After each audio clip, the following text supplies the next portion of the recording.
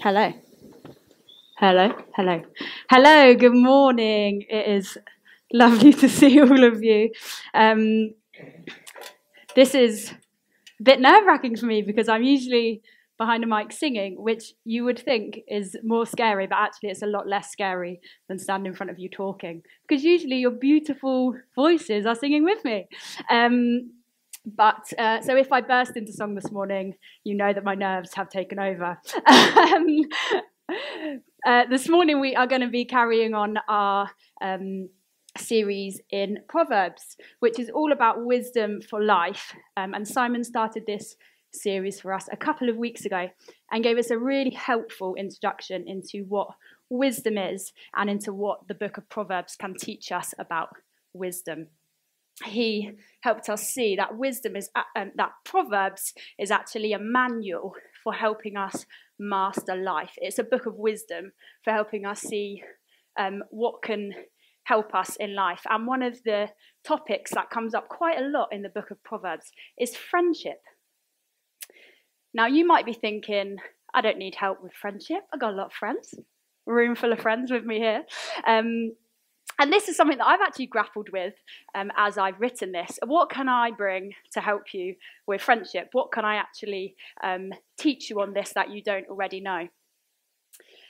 But of course, this is not about what I can teach you, but it is what about God can teach us this morning and what God can bring and impart to us through Proverbs. And as I said, as we look through Proverbs, friendship is mentioned quite a few times. And this is actually something that might be quite surprising because, as we said, Proverbs is a book and a training manual for a king. And why did the king need to know so much about friendship? Surely he needed to know about socioeconomics, about business, about finance. Surely if Proverbs is a training manual for a king, then this is what it would be filled with. But as we consider what our friends are and the value of friendship, we see that actually having wisdom in our friendships is very important. Friendship is something that shapes our character, it shapes our hearts, and it's from here that our life flows. And God places a high value on friendship, and we're going to see that this morning.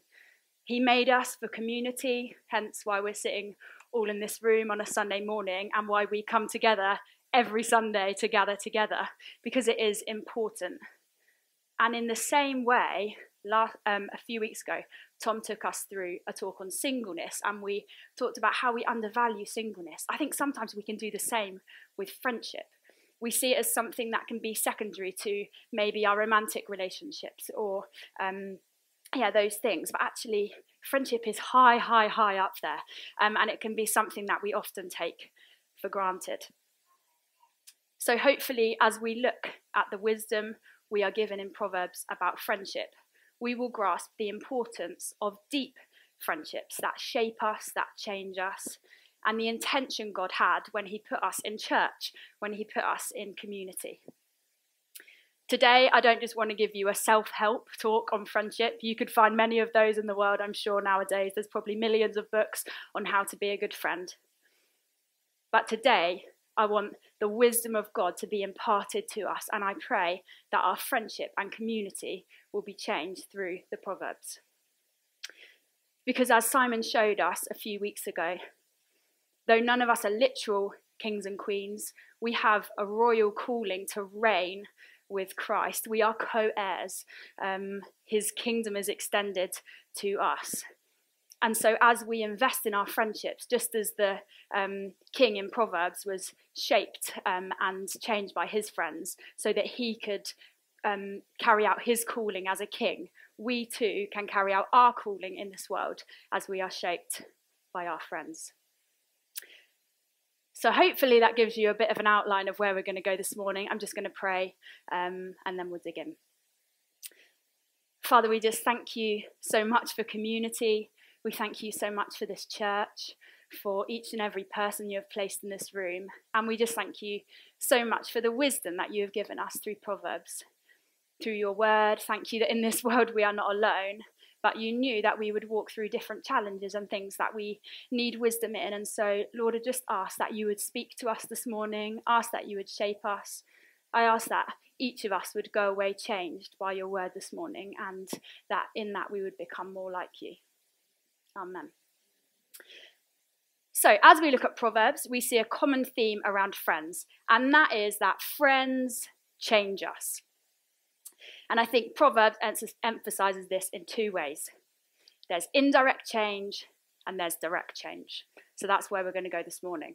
We're going to start with indirect change. So we see in a number of Proverbs that who we spend time with influences our character and our actions. Proverbs 22, hopefully it should pop up on the screen, 24 to 25 says, "Do not make friends with a hot-tempered person. Do not associate with one that is easily angered, or you may learn their ways and get yourself ensnared." Proverbs 13 says, "Whoever walks with the wise will become wise, but the companion of fools will suffer harm." So what we see in these two Proverbs is that we are influenced by those we spend time with.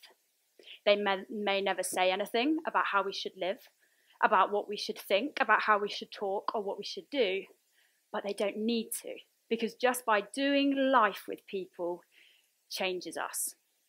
As we walk with the wise, we become wise. But if we are friends with someone who is easily angered, we can easily pick up these habits and walk this same path ourselves. As we go back to the context of Proverbs, a training manual for a young son who was becoming a king, it was very important he didn't fall under the wrong influence. And it's the same for us. The writer knew that this would be something that would be a challenge for the king. He knows that as humans, we're easily influenced, aren't we? And it's the same for us today. We are people who are easily influenced by people around us. Now, I think in this, we need to be careful that we don't translate this as saying we can only be friends with perfect people who are going to shape us in a wonderful way. And anyone who steps out of line, we push to the side. That is not the case at all. And I think the Bible is very, very clear on this. Jesus was someone who spent time with all sorts of people, and the people in society who would have been the least. And that's our mission too. We are called to the world, aren't we? But when we're talking about friendship here, I want to talk about those deep friendships that shape us, those who have the greatest influence on us. And it's important to recognise who is having the biggest influence on us in the world.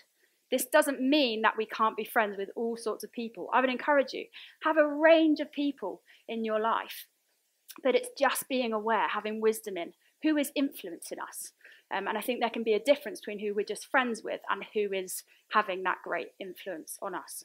Proverbs makes us aware that we are influenced people. We see this all the time in our general culture, don't we? For instance, what we wear. I think you especially see this in teenagers. You see them walking down the street. They're all wearing the same thing. It's incredible.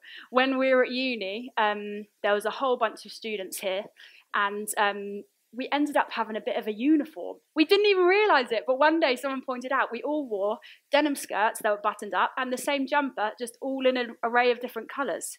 And we hadn't been shopping together, we hadn't planned it, but just because we're spending time together, we end up looking and wearing the same stuff.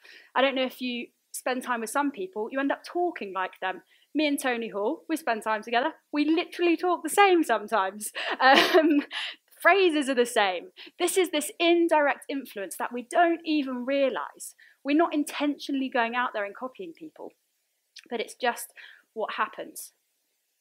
But what about when this is a bit more of a serious influence? You know, what you wear is not necessarily something that you need to worry about.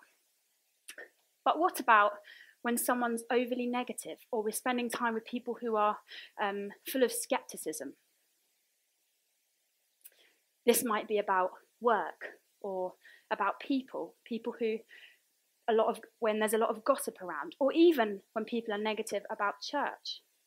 How easy is it to jump on the bandwagon when someone's in a negative cycle? We love complaining, don't we? We're British. We love being in a conversation where we're complaining, whether it's about the weather, whether it's about the traffic, or whether it's more serious things like about people. It's so easy to be led down a negative path.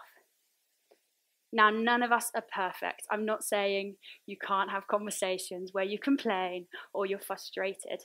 In fact, I think friendships where you can have these conversations are so important, where you can share your worries, your concerns, your frustrations. We need these places. It's just being aware, and I think what Proverbs is making us aware of here is that sometimes we can be around people where their attitude and skepticisms may go further than just offloading in a conversation, and can be things that change atmospheres, that cause us to go down a path where our thinking is changed. So through what we talk about, how we talk, where we're spending our time together, how people spend their money, all these things can influence us without even realizing it. So whether we like it or not, we are indirectly shaped and changed by people we spend time with. So this leads us to consider, who are we being influenced by in our lives? And are those people that we've been influenced by those we want to imitate? Because we're all being shaped by someone, whether we like it or not. And I think this is an important consideration for us all, whether we're Christians or not in this room. It's something that's helpful for us to consider. And I think even more for Christians, because this is where it comes back to the community God put us in. I think he put us in community to help us with this area of life. There's such intention in the church and in us being a gathered people together, because we can be those who impart wisdom into each other. When we were saved into God's family, we have been changed. Our perspective on life changes. Our perspective on eternity changes. The way that we love changes. Our day-to-day actions are influenced by this change. So by doing life together as Christians, even though we're not perfect, we will influence each other. The way that we love and serve. When we're struggling with these things, being around other Christians keeps us accountable. Keeps us in the place where we think, oh yeah, like that's how I'm meant to love. Jesus has changed our focus. He lives inside of us. So without even realizing it, he's working in us. I don't know if you've ever found this with friends that aren't Christians. They might say to you, the way that you do that is different. The way that you're positive about that is different. We can have influence in those places because God has changed us. And so being in Christian community brings us together and helps us to shape each other so we can go out, and the way that we talk and we love the world is different. As we are changed in community, as we are in the church, we are able to influence the world. And isn't that amazing? So how available are we making ourselves for friendship in the church? Friendship takes time. It takes sacrifice. We have to let people into our day-to-day lives. We let people into our homes, even if it's a little bit chaotic. We let people be there. Being part of a life group. We talk about life group in church because it's so important. It's where that indirect shaping can happen. And I think in this place of hanging out and being together, it's where our deep, deep friendships are formed, which can then directly shape us, which is what we're going to come on to in a minute. This is the start. Hanging out is the start of letting our friends shape us, of letting people in. So we must be careful as not seeing hanging out or life group as a way of passing time, as something that we must just do because it's what we do. But actually, there's such intention in being a community together, in coming to church, in that time before church when we catch up with each other. That's where we build that foundation that changes us. So this is how friends shape us indirectly, through time together, through community, through doing life together. We need to recognize the influence of a friend, when it's good and when it's bad. And also how we are influencing others through the way that we live. It's a two-way thing, isn't it? We have influence on some people have influence on us. Walk with the wise and become wise so we can be who God has called us to be. But it doesn't stop there.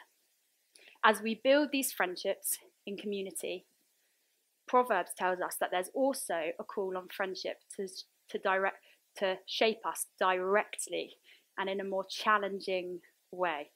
And this is where friends shape us directly. Proverbs talks a lot about the challenge of a friend, about listening to direct advice and being intentional with what we input into each other. And I think this is the part that we might find a little more challenging. The indirect change occurs quite naturally, doesn't it? It's something that just happens. As we spend time together, we're changed. But a friendship that is able to bring direct challenge, even when this is awkward or may offend, is a little more challenging. It's like the next level. It's deeper. It's more vulnerable. It takes more time to build. It's about learning about each other. But it's so important. So spending that indirect time together is a foundation from which this friendship can grow. And even though challenge is difficult, it can be awkward, we need to be careful not to shy away from it. In both instances, as one receiving the challenge and one giving the challenge. So let's look at what Proverbs says about the challenge of a friend. Proverbs 19:20 says, "Listen to advice and accept discipline, and at the end you will be counted among the wise." Proverbs 27:17. "As iron sharpens iron, so one person sharpens another." We all know that one, don't we? Proverbs 15:22. "Plans fail for lack of counsel, but with many advisors they succeed." Proverbs 27:5-6. "Better is an open rebuke than hidden love. Wounds from a friend can be trusted, but an enemy multiplies kisses." Another translation to this is "faithful are the wounds of a friend." And I quite like that. Like, faithful are the wounds of a friend. So here we see that challenge, discipline, and advice is good. Better is an open rebuke than hidden love. Challenge is actually loving. It's more loving than sitting back and letting stuff happen that you know shouldn't happen. And this can be difficult, as we said. It can sometimes break a friendship. It can be something that silences someone. But when we know that we should say something, better is an open rebuke than hidden love. And I think here we should remind ourselves again of the context of Proverbs. The call of a young man to grow into a king of influence. He's going to wield influence over a kingdom. It is crucial that he receives much advice, much accountability. And this, once again, isn't wisdom in economics or business. He needs friends. He needs mentors. He needs advisors that will shape his character, his person, who can speak into his life. And he must be receptive to this advice, otherwise he is at risk of failing. He is at risk of falling down as a king. It is loving for him to have those people around him. And it's the same for us, just to remind us again of the influence that we hold as Christians. We are royal sons and daughters who have influence. We have influence in various settings. We have influence among our church family. We have influence in our communities, in our neighbourhoods, in our workplaces. Wherever we go, we have influence. So we need accountability, don't we? We need shaping. But I know I do anyway. And this challenge and this shaping comes through friendship. We all need friends that show loving concern, not just for our happiness, but for our holiness. Friends that will make us and point us to Jesus. And this, once again, is why God put us in Christian community, why he put us in the church. God speaks through our friends. It's not always through a plane in the sky or a message. It's through our friends. It's through the people he's put around us. Now, I think we need to have wisdom in this as well. This doesn't just come from a stranger. This doesn't just come from someone we've met 2 minutes ago. We don't want to be those who are being unnecessarily negative or picking up on little flaws, but just missing our own.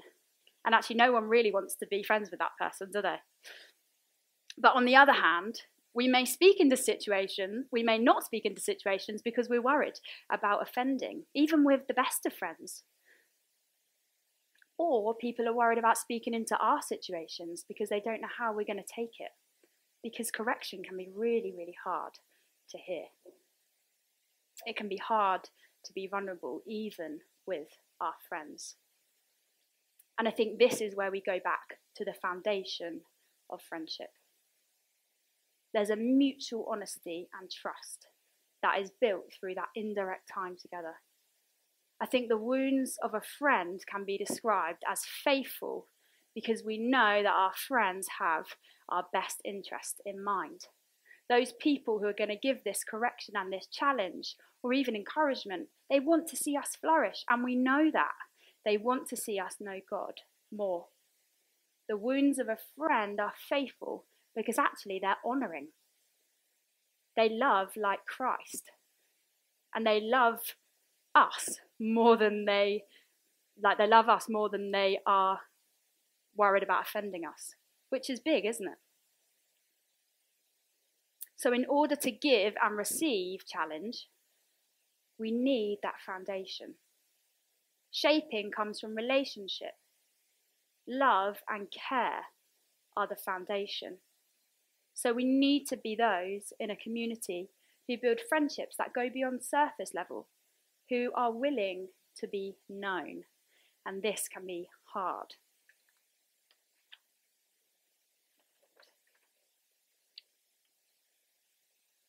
But if love and care are the challenge, are the foundation for friendship, then shaping doesn't become criticism. It doesn't become a personal attack anymore, does it? It becomes iron sharpening iron. It's a two-way thing. The foundation means you know that that person has your best interests in mind. Shaping doesn't come from a place of pointing out specks in others' eyes while there's a big plank in our own, but it comes from a mutual vulnerability and accountability to point each other to Christ. And we even start inviting shaping in these places. I wonder if we're at that stage where we're willing to invite shaping into our lives. I think that's difficult, isn't it? So this leads us to consider, these proverbs lead us to consider, do we have these deep friendships that are speaking into our lives? Are we making ourselves available? Even just giving the time for it. I don't know about you, but life can get very busy. And sometimes we just think, I don't have time to meet with those people and have those conversations. Especially having a little kid running around. You can barely have a conversation about anything. And we're all at different stages in our lives.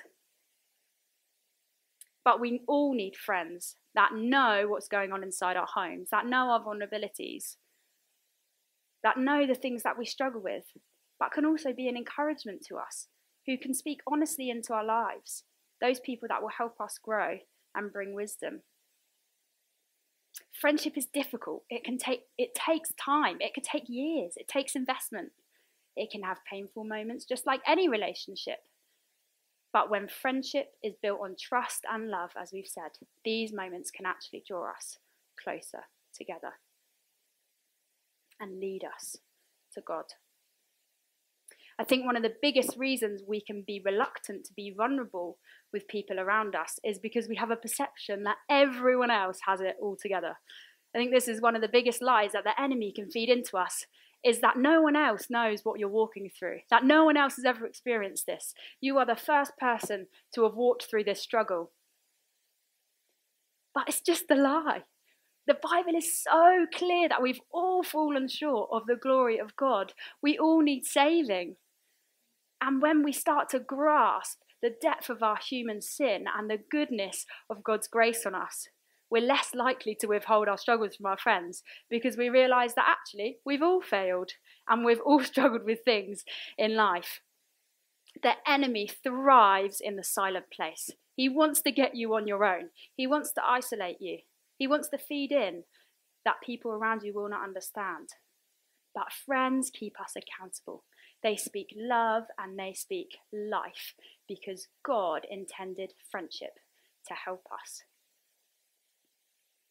So the key is there's a foundation to friendship that brings about shaping.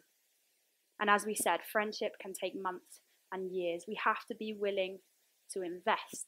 It walks through trials, frustrations, joys, fun and sorrow to create something that is absolutely beautiful, that points us to God. It was wisdom for the king to have friends, to have a group of advisors around him. We think of the King David, or David who is the future king in 1 Samuel, and his best friend Jonathan. I encourage you to go and have a look at their friendship. Joseph was the closest person to David, closer than even his family. In that relationship, in that friendship, we see a great picture of really sacrificial friendship. And through the Bible, in Chronicles and Kings, we see the importance of the kings having advisors and a group of people around them. It was wisdom for the king to have people to challenge him, to encourage him, who could keep him accountable. Those who would want him to succeed. Our friends should want us to succeed. That could release him to be the king that God called him to be. And it's the same for us. We need others around us to shape us, to challenge us, to encourage us, to provoke us into our calling as sons and daughters of God, so that we can extend his kingdom to the world, so that we can carry out the calling that he has put on all of our lives. So this is why God places such an emphasis on community. We need to be shaped and sharpened by those around us, so that we can live the life that God has called us for, so that we can look more like Jesus, not for our own glory and gain, but for his. So friendship is a high calling, as we've seen. But it isn't always straightforward, is it? As we've said, we are not a perfect people. We are not going to find ever the perfect friends in this place, as wonderful as you all are. We're all going to let each other down. We're all going to grow tired and weary. We're going to not have time. We're going to be those who don't talk for ages. I'm rubbish at talking to my friends, at replying to people. Friends grow tired and weary.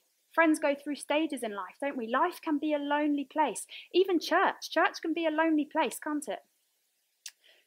But the greatest news is we have the greatest friend possible. There is one who is our perfect example.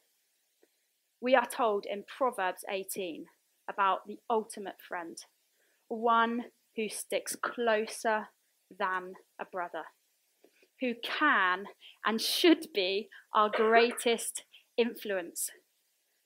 Jesus, as our friend, is available all the time. He's full of wisdom, he's abounding in love, and he lived a perfect life that we can seek to imitate. Jesus is our greatest friend. He's described in Matthew as the friend of sinners. And guess what? He knows our deepest flaws. He knows our struggles. He knows our failings. But our friendship isn't about him. He doesn't reject us, but yet he calls us to be friends with him because of what he has done. He is a friend who would willingly suffer, be beaten, mocked, humiliated, and then die on a cross. A friend who has never turned his back on us, who loves us unconditionally, a friend like no other. Jesus knows what life is like. He knows what it's like to walk this earth. We might think that the world is very different nowadays, and it is quite different, but really when we look at the Bible, the world was probably just as confusing back when Jesus walked in it, just in different ways. But Jesus walks with us faithfully every day, even when we don't feel like it. What a friend we have in Jesus. And Jesus changes us. As we said, when we become Christians, we are changed. We are made new. We're filled with the Holy Spirit who walks with us every day. Paul tells us in 2 Corinthians that we are made a new creation. Do we really believe that? I think sometimes, I know I don't believe that. But we are changed through him, through his word. As we sit and we spend time, just as friends, we sit and spend time. We need that time with them. We need that with Jesus too. I think we easily take that for granted. I don't know about you, but when I have a busy morning, it's probably the first thing that goes out the window is like sitting with Jesus. But actually, that's the friendship that we need most. He changes our focus. He changes our thoughts. He changes our thinking, and he gives us an eternal perspective. He takes our eyes off ourselves and our situation, doesn't he, and points them to him. The way that we love others changes. We see God's heart for the people who the world would see as unlovable. And we grow in the fruits of the Spirit as we spend time with Jesus. These are described in Galatians as love, joy, peace, forbearance, kindness, goodness, faithfulness, gentleness, and self-control. Who wouldn't want to grow in these things? Who wouldn't want to have a friend who helps us grow in these areas? So ultimately, the way that we become a good friend and have good friendships is to invest in that greatest friendship with Jesus. He is the one who will change us, who will help us love, who will help us serve. As we get closer to him, he changes us to become more like him. And through this, we can be friends who stick closer to one another, who shape one another, and even challenge one another. And through this, as we do this, as we become more like Jesus, we will display his goodness to the world around us.